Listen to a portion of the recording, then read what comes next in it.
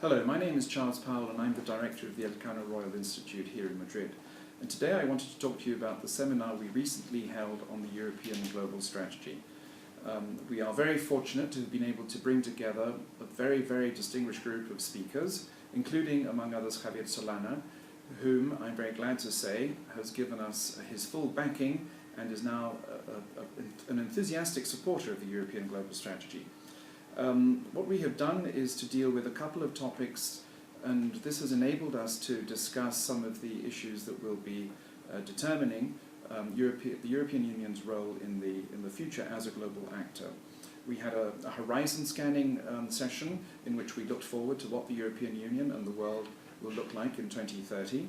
We had a session discussing the transatlantic relationship, both with regard to the United States and also to the future of the EU-NATO relationship. And finally, we had a number of leading experts talking about energy and climate change.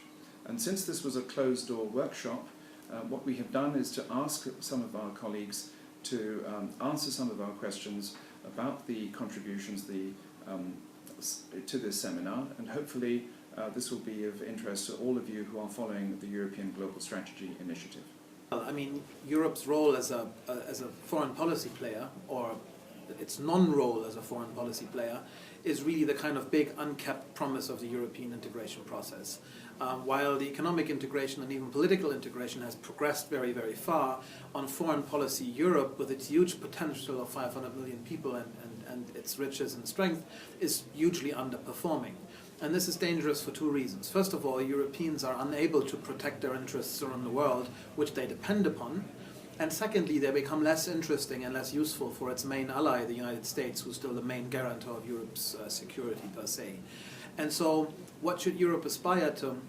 It should become a global player with a strategic outlook worthy of its size and worthy of its responsibilities around the world. But it should also become a player that can, together with the United States, guarantee the liberal world order, the kind of rules-based international system that we rely upon for our own economic well-being and for our physical security. The Europeans have not been doing this very well. They have relied for the most part on the Americans to pick up the tab and do it for them, but that's no longer an option. But for a globally kind of networked world in which Europe is a key node, Europe needs to understand that it needs to do more, and this includes everything from more diplomacy to more military capabilities to back diplomacy up, to better ideas about development aid, and to a generally more outlooking kind of strategic culture. A second term Obama is, in some respects, more of a first term Obama. But when I say more, it's not the same thing, it's more, if you will. So what does that mean in practical terms? It means for Europe, it doesn't mean a sensation of pivoting away from Europe that has been a strong concern in the first term. But what it does mean is it does mean more of the United States pulling itself in. The austerity that hit Europe also, in fact, started with the United States, and that has meant that America has actually followed through in action what its rhetoric has been for about 2 decades, which is to say an America that's pulling in, an America that is more focused at home, as Obama said repeatedly during the campaign, and therefore an America that is less active, less engaged, less willing to use its resources for issues that aren't in its vital national interest. And that's a very important expression, vital national interest. What that means vis-a-vis Europe is that Obama sees Europe not as a problem, but as an opportunity, as a partner, which is great in some respects, but Europe often still sees America as a resource, if you will. And there's going to be less of that. So the relationship between Europe and the US for the next 4 years is in many respects going to be more of what you saw in the first 4 years, which is one where Europe wants to see more America and more resources and see America play a more active role, whether it's in Mali or it's in Libya. And America's saying, you know what, this isn't our problem. This is somebody else's problem. We will support, we will be with you when you call us, but we're not going to anymore be this active, vital, engaged, on the front foot kind of an actor that you've seen historically. And that could continue to cause problems between the US and Europe. The only other thing I want to go back to where I started, which is Asia. There's been real concerns in Europe about this pivot, this rebalancing towards Asia, as though it's a movement away from Europe. I don't think that's true. I don't think that's a good reflection. The US has for a long period seen Asia as a region of change, as a region of great importance, whether you're talking economically or you're talking in traditional security terms. So in some respects, this isn't a movement per se, this is the continuation of the trend, the same trend that you're seeing in Europe, which also sees Asia as an opportunity, as an economical and a commercial opportunity. So again, I think that one gets too caught up by this idea of it's a turning away that I don't think is the case. I think the biggest kind of development that the Europeans need to undergo is to develop the mental kind of mindset for this more demanding world. They've been very sheltered and inward-looking in the past. They have been protected by the Americans, who basically, did it all for them, and they got strategically lazy. And this inward-looking kind of impulse got strengthened even by the current crisis and the economic malaise, which also created a political malaise. So everybody's even more inward-looking at a time when the globalized world also demands a more kind of international European role. And you can see this in the major speeches of European policymakers. It's all very much about competitiveness, keeping the European social model, staying afloat, kind of preserving what we have, instead of saying, okay, what kind of role do we need to fulfill in the world to actually back all of this up? If we continue to seek our kind of salvation only in our internal workings, then the model of Europe will not be sustained. And that's a mental shift. That's a monumental kind of, mental development that we need to undergo, from this kind of inward-looking integration-only approach to Europe, now to a strategic, outward-looking actor role in the world. And I think this is the kind of, huge debate that the Europeans need to have, and that's the kind of therapy, really, that they have to undergo before they can even go into strategy. The economic and financial crisis has drained a lot of energy from the political leaders, and now they find themselves in a situation where there's a new momentum for strategic thinking at the global level.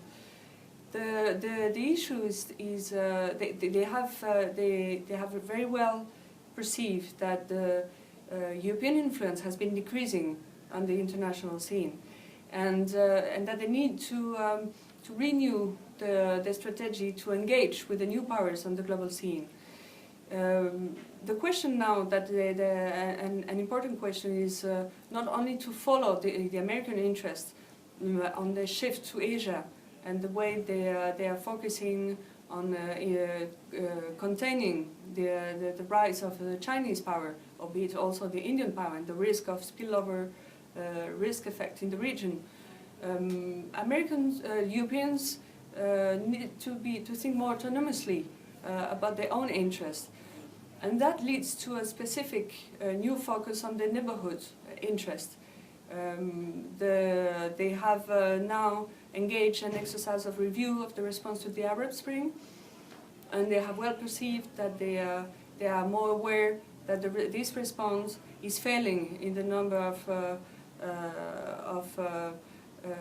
matters that they're facing, the concurrence of illiberal values, the attractiveness of alternative markets in the region, and that they need to go over the intervention fatigue and the lack of resources and capacity of investment to be more innovative, to develop a more strong strategic investment in the region. Right. So what are Europe's strategies and interests and priorities really for its external kind of dealings? I think the first major kind of global interest that the Europeans have is to keep this global liberal world order, this rules-based approach to international relations that keeps markets open and sea lanes open and basically establishes standards for state behavior in the international sphere, to keep that intact. And that is something that they can't do themselves. This is where they rely on the partnership with the United States, and this is where they need to be a better partner, but also a more kind of, conscious, self-conscious partner for the United States. So this is its key interest, but also one of its key priorities, to become that kind of player. Then, closer to home, of course, Europe has a primary strategic interest in a stable neighborhood. And this includes Eastern Europe, this includes the Middle East and Central Asia, this includes Northern Africa and the Sahel, and possibly even the Arctic and in the wider sense also Russia. Here it needs to be, a lot more kind of sophisticated in the tools that it has. The European neighborhood policy, as it was devised a number of years ago, is not a sufficient tool anymore, even though it was just revamped. I think that is now a different kind of story that we have to tell. We have to think a lot more in terms of the transformative power of Europe in that region outside expansion. That's a very difficult kind of policy to implement, but that will be very, very crucial, because Europe will not be free and stable and affluent if it can't also have a stable kind of belt around it of countries and regions where it will play an increasing role, especially since the Americans are going to be relatively weaker in Europe's neighborhood, and will ask the Europeans more to actually police the neighborhood themselves. I think that's the second priority and the second big interest. And then, of course, there's the internal dimension, which is inextricably intertwined with the external dimension. And it is the fact that we have both an economic problem in Europe, but also one of political legitimacy. We have a European Union that lacks the kind of back coupling to the voter, to the demos, to the real sovereign, that needs to be kind of administered in a different way. Politicians around Europe feel that citizens are less convinced that Europe is the right thing for them, and they feel that they are kind of detached from the decision making in Europe. So we need to drag these people back in. The only way to do this is participation. Let them vote. Let them vote at a European level. That sounds like science fiction at the moment, but I think that's the only way in the long run that we can actually tackle this kind of legitimacy problem, which threatens to undermine not only our internal cohesion, but also the role that we can play as an international actor. One of the interesting developments really over the last few weeks has been the situation in Mali and France's very active movement into Mali. The immediate reaction from the United States, from many in the United States certainly, was, do they really know what they're getting into? After Iraq, after Afghanistan, the Americans are very sensitive to getting involved in as it were, third countries, even when it believes its interests are concerned. And so the immediate response in the United States was, really? Truly? Now, you've seen the Mali operation go largely positively thus far, but I think the questions still remain on the minds of many in the United States, and perhaps also in France and more broadly in Europe, which is, okay, we're in, and we're doing good things, but how do we transition out?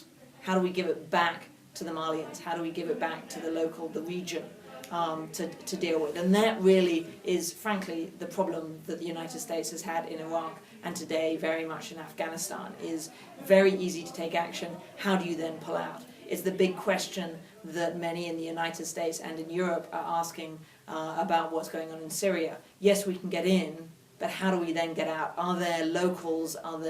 Is there an environment locally where people are going to work together to actually build the kind of governance that you need? Will America get involved in Mali any more than it already has? Probably not. Again, this is an area where America would say, this isn't in our vital national interest to take an active role, but we will support others in their role. So in that respect, I think you're not going to see more of American action.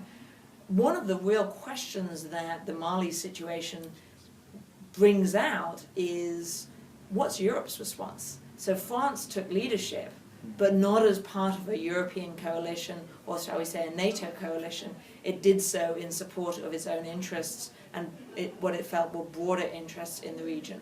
I think one of the questions that America often asks of Europe is, and we heard this, the Kissinger, who do I call, who do I pick up the phone, that remains. Is Europe an entity with a similar set of goals and similar set of interests that will work together, or is it a number of member nation states that work independently to achieve their objectives and occasionally come together? That's a really big question that the United States is asking of Europe. The United States wants Europe to succeed, but can Europe come together to figure out how it can work as a whole in situations, whether it's Mali or whether it's Libya or whether it's Syria? And I think that question still remains. Initiatives like this one, the EGS, that try and answer those questions are incredibly important, not just for Europe, but also for the United States, for China, for India, for some of the other growing powers today.